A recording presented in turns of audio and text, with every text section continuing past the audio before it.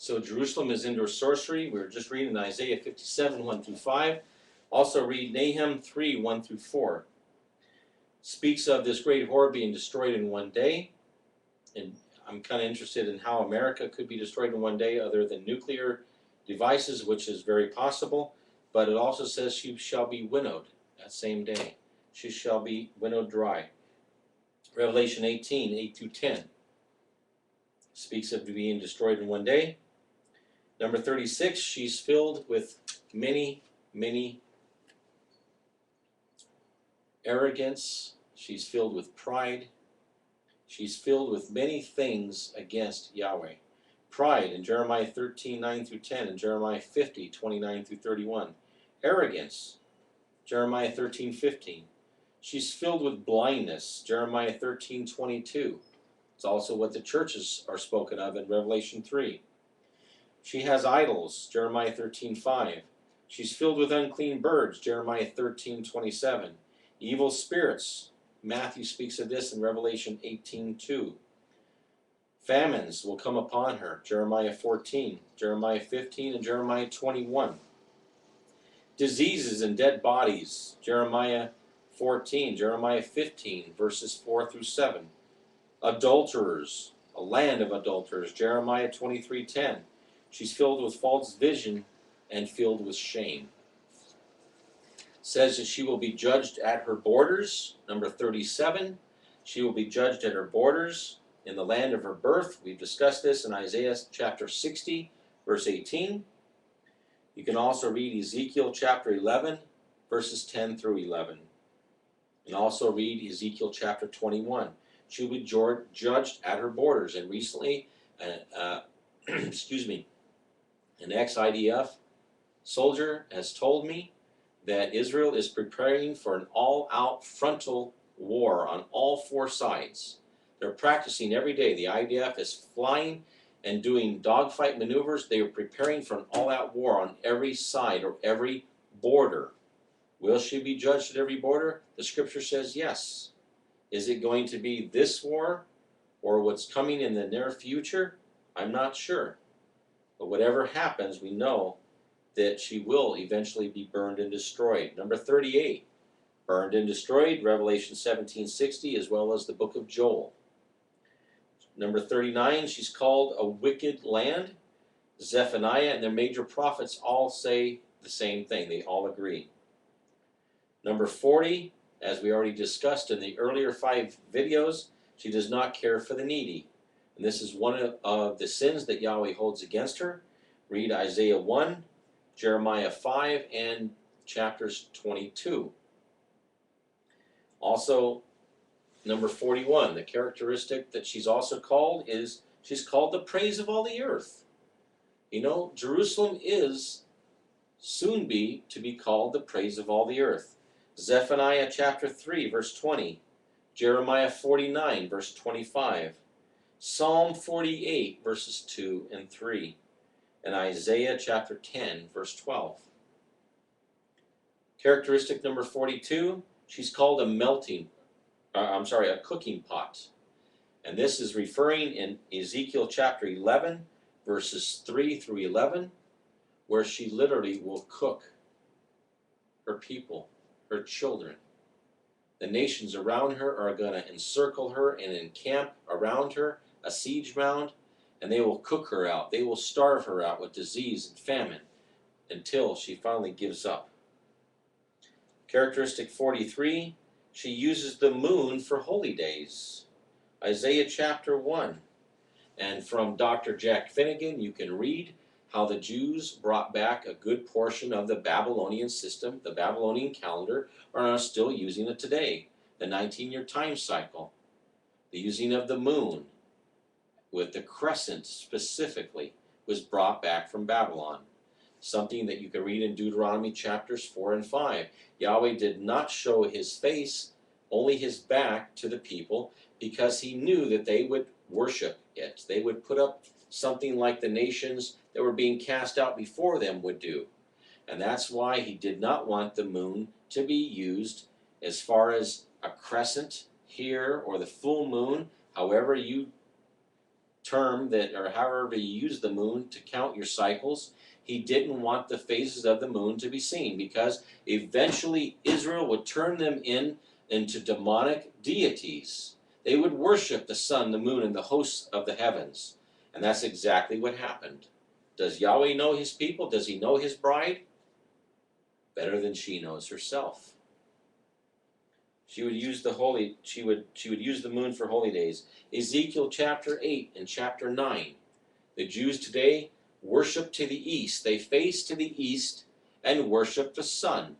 And this is what they do at the Wailing Wall, especially on the day of Shavuot. They get there early in the morning and they face to the wall, which has nothing to do with the temple.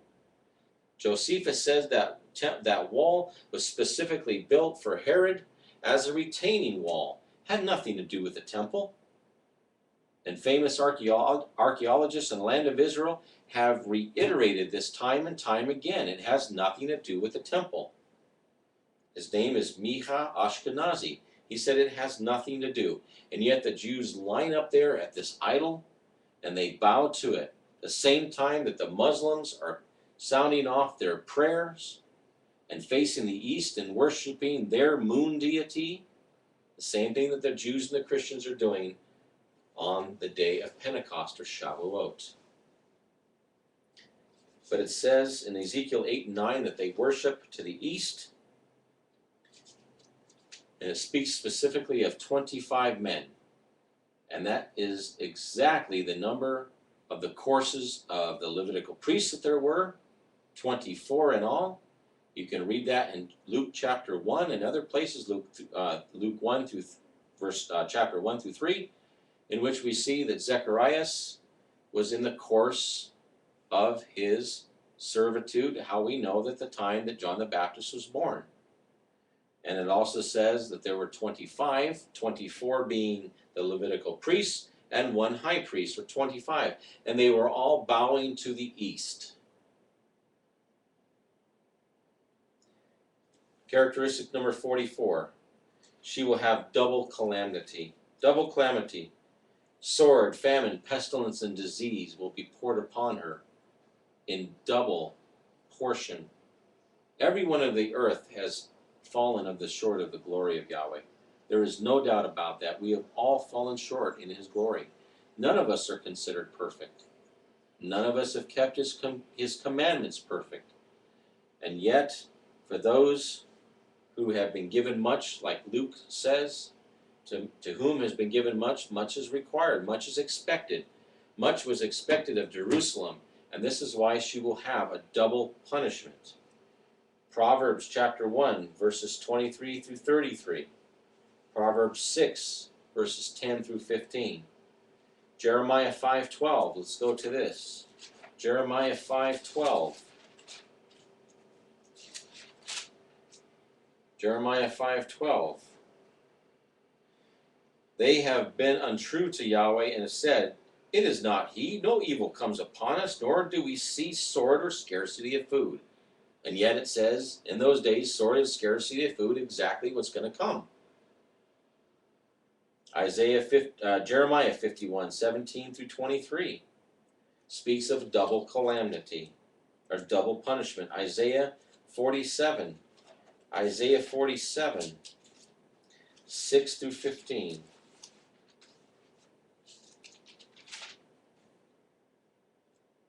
Says, "I was angry with my people. I profaned my inheritance and gave them into your hand. You showed them no compassion. You made their yoke very heavy. Said, I'm a queen forever, because these matters have not been taken to heart, and you do not remember the latter end of them. And now hear this, you who are given to pleasures and do dwell complacently, who say in your heart, I am, and there's none but me." That's what the Jews say. We're the only people of God, the only people of Yahweh. There's no one else. "I do not sit as a widow, nor do I know the loss of children. But both of these shall suddenly come upon you in one day, the loss of children and widowhood. It shall come upon you in completeness because of your many witchcrafts, because of your numerous and great and potent spells. And you have trusted in all your evil, and you have said, no one sees me. Your wisdom and your knowledge have led you astray, and you have said in your heart, I am, and there is none but me. But evil shall come upon you, You are not knowing where it arises, and trouble shall fall upon you, you being unable to put it off, and ruin shall come upon you suddenly, which you know not. Stand now with your potent spells and your many witchcrafts, in which you have labored from your youth. If so, you are able to profit. If so, you find strength in it. You are exhausted by your many counsels, your astrologers and your stargazers, and those who prognosticate by the new moons.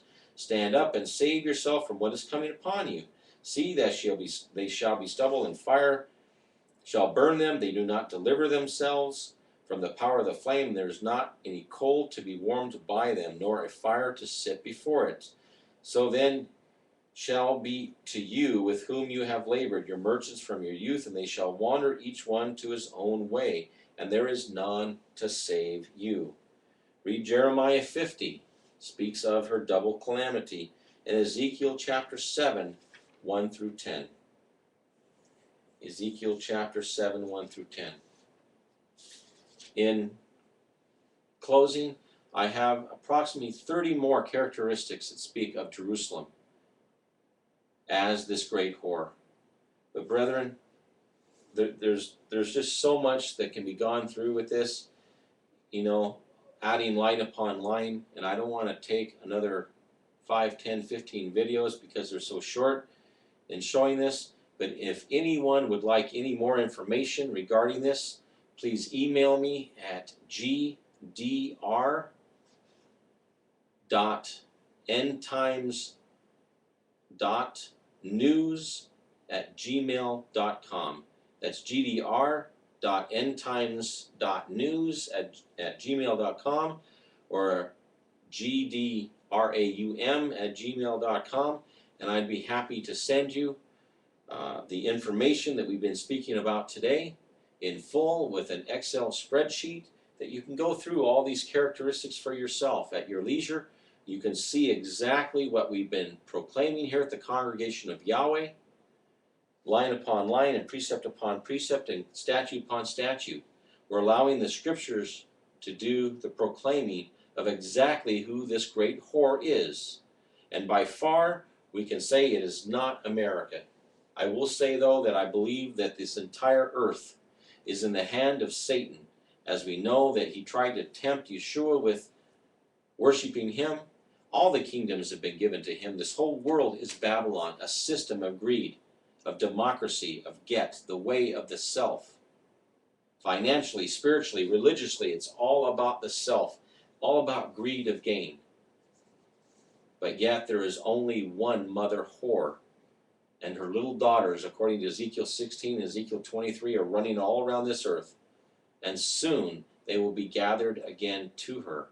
Her sons are coming from afar, and that is the glorious message of the destruction of this evil system that is coming from Jerusalem, the end days, great whore of Jeremiah 50 and 51 and Revelation 17 and 18, brethren. So for those who are telling you it's America, I beg you, please, go through the scriptures. Be honest with yourself. Look at them. Look at them not through Western eyes, but through Hebraic eyes, through a messianic approach. Do not go at it through a Western mindset in which America is seen as a nation sitting upon the 7 continents, when it clearly says in Revelation 17 and many other places that it is Jerusalem that sits upon 7 mounts. So brethren, I pray that this has been a help. I pray that you are able to see with biblical eyes, with an understanding heart, and with discernment. And if we need more discernment, then we need to be praying to the Most High, Yahweh, according to James 1, and knowing in full faith that we will receive this. So next, I will be working and putting out, through the will of Yahweh, the study on Daniel chapter 7, 8, and 9, and showing who America truly is in the end of days. And you'll be astounded to learn she's not Babylon.